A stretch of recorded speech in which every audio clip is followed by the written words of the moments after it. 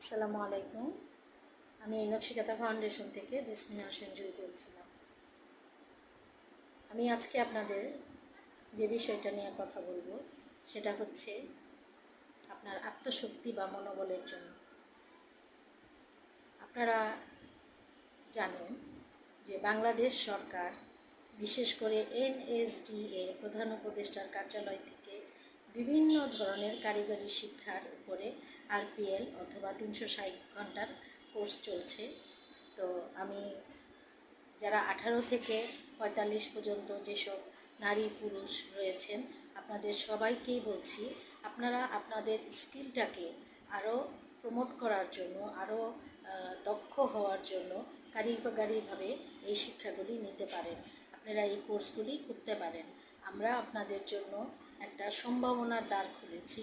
আমরা এই NSD এর আওতাভুক্ত হয়ে ছোট ছোট STPতে ভাগ হয়ে আমরা সারা বাংলাদেশে এই কার্যক্রমগুলি চলতেছে। আপনারা ইচ্ছা করলে এই ট্রেনিংগুলি নিয়ে আপনারা আত্মকর্মী হতে পারেন, কারণ এই কাজগুলি আপনাদের জানা, আপনারা জানেন এই কাজগুলি, শুধু আপনাদের একটা সার্টিফিকেট দরকার। সুতরাং আপনি 3 দিন ব্যাপী RPL করে এই সার্টিফিকেটটা নিতে পারেন।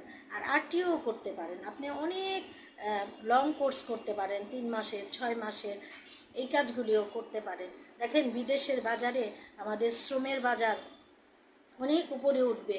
আমরা NSDA-কে অনেক ধন্যবাদ জানাই যে তারা অনেক তড়িৎ গতিতে এত সুন্দর সুন্দর কাজ, এত সুন্দর সুন্দর অকুপেশন নিয়ে আসছে।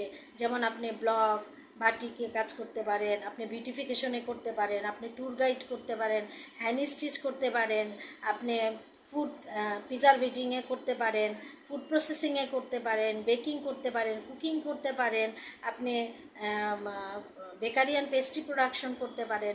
সুতরাং নানান বিষয়ে আপনি এই দক্ষতাগুলি নিতে পারেন আমাদের কাছ থেকে। আমাদের ফোন নাম্বার দেওয়া থাকবে। অবশ্যই নকশিকাতা ফাউন্ডেশনের জেসমিনা হোসেন জুই। আমি একজন NSD এর অ্যাসেসর, আমি কারিগরি শিক্ষা বোর্ডেরও অ্যাসেসর ছিলাম, আমি ইন্টারন্যাশনাল অ্যাওয়ার্ড হোল্ডার, এবং ভবিষ্যতে আরও অনেক উপরে ওঠার ইচ্ছা নিয়ে আপনাদের সামনে দাঁড়িয়েছি। মনোবল ভাঙবেন না, নিজের মনোবলকে কোনো কিছুতেই নষ্ট করবেন না। যে যত কথাই বলুক না কেন, আপনি আপনার দৃঢ়তা, আপনার ন্যায়নিষ্ঠা, আপনার সততা দিয়ে আপনি এগিয়ে চলুন। আমরা আপনার পাশে আছি, বা আপনারাও আমাদের পাশে আছেন। আপনারা সবসময় আমাদের পাশে থাকবেন।